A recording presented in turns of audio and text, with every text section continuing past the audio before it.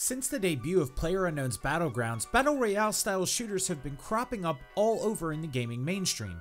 One of the biggest, and initially one of the most controversial, is Fortnite Battle Royale. Since its launch, I've played about 15 hours of it, and here's what I found.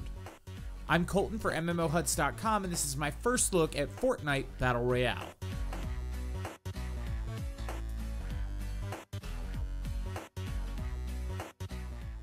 Fortnite, as I'll be calling it for shorthand in this video, is a 100-player Battle Royale style third-person shooter. For those who don't know what that is, here's how it works. You load into a match, and a vehicle, in this case a battle bus, flies over a massive island. All across the island are different small towns, farms, and various land masses where you'll find weapons and items scattered. You have a set amount of time, roughly a minute, to drop from the bus and begin skydiving to the island. Once you've got feet on the ground, you race to find guns and ammo and begin killing other players. Guns and items have different rarities that indicate their quality and imbue certain effects on them. The rarity of items ranges from common, which are white, to legendary, which are orange. The higher the rarity of a gun, the better the damage and possible accuracy. For health items, they're an indication of their potency. For example, the common bandage can only heal you to a cap of 75% of your health. Uncommon medkits can heal you to full no matter what. Uncommon small shield potions can only give you 50% shield, but rare and epic shield potions can take you to 100% shield. Understanding this dynamic is crucial to your survival both in and out of combat. Most of the combat happens within safe zones, which are this large white circle on the map. Within timed intervals, the circle gets smaller as a storm closes in on the island from all sides. Being caught in the storm is slow but certain death, so you'll have to plan out how you'll move to both stay in the safe zones and keep a positional advantage over other players who are also moving in. The fight carries on until one player remains. This is a standard formula that most games in the genre follow. Where Fortnite sets itself apart, aside from the cel-shaded and brightly colored art style, is the building mechanic.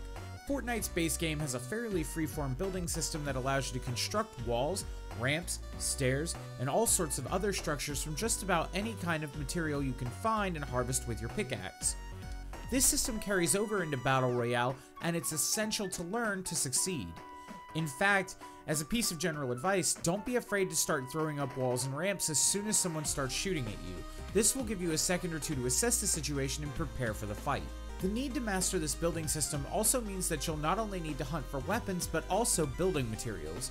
You'll need to be careful when you do this as it makes a ton of noise and can easily give away your position. The most important thing I can stress about this game is that if you like shooters, it's fun. I actually enjoy this more than I like PlayerUnknown's Battlegrounds. Visually, the game is, as I've mentioned, very stylistic and colorful. Objects just pop out, and it's never too hard to see enemies as they roam around the massive environment. The sound design is excellent, and if you have headphones that can produce directional audio, they'll really help to keep you aware of what's happening around you. I actually found and killed several players just by the noise they were making around me. Another neat feature that stands out to me about the game is how fast it is to get into a match. I've never waited in queue for longer than 2 minutes, and games usually launch within a minute or two of a match being found. If you're like me and not the greatest at the game, you may end up dying early though. This isn't a problem as the game doesn't make you wait until the match is over. You can choose to spectate individual players as long as you want, or bounce back to the lobby and immediately jump into another game. If you're new, I'd encourage you to spend at least a minute or two spectating when you die. Seeing how better players are carrying themselves can really help you grow and understand better strategies for the game. In addition to the game's solo queue mode, there are also duo and squad matches. You can team up with friends for these modes, or if you don't have any friends, you can be partnered with strangers. Fair warning to players in the North American region. The social features, like friends lists and party invites, haven't worked in about a month or so.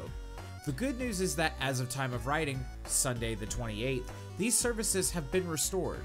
The reason they cited for the outage was a massive influx of new players.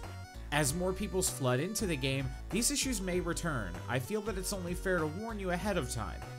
Trunath and I tested the repaired services though, and everything is working as intended for now. This is actually a godsend though, because in my opinion, the game is way more fun when you're playing with friends. You can share supplies and strategize a lot more easily in a team, and it makes progressing farther into the matches easier as well. This is especially true if, like the dynamic between TrueNath and myself, one of you is considerably better at shooters than the other. Fortnite features in-game transactions, but they're entirely cosmetic. There's absolutely no way to spend money to gain any form of advantage or stat boost. A lot of the cosmetic items are pretty cool looking too, and if you're a fan of the game and want to support Epic, it's a great way to do so.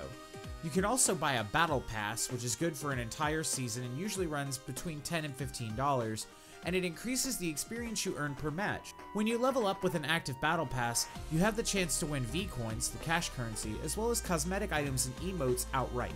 That's really all there is to Fortnite. It's a very polished and fun survival experience that's a blast to play alone or in a squad. The monetization doesn't hinder the gameplay in any way, and while there is a bit of a steep learning curve, the community is for the most part supportive and engaging.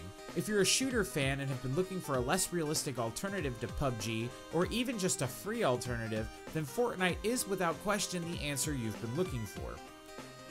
Well, that's all for today. Let me know what you think down in the comments below. Make sure you subscribe and keep it locked on MMOHuts.com for all the latest gaming news and reviews.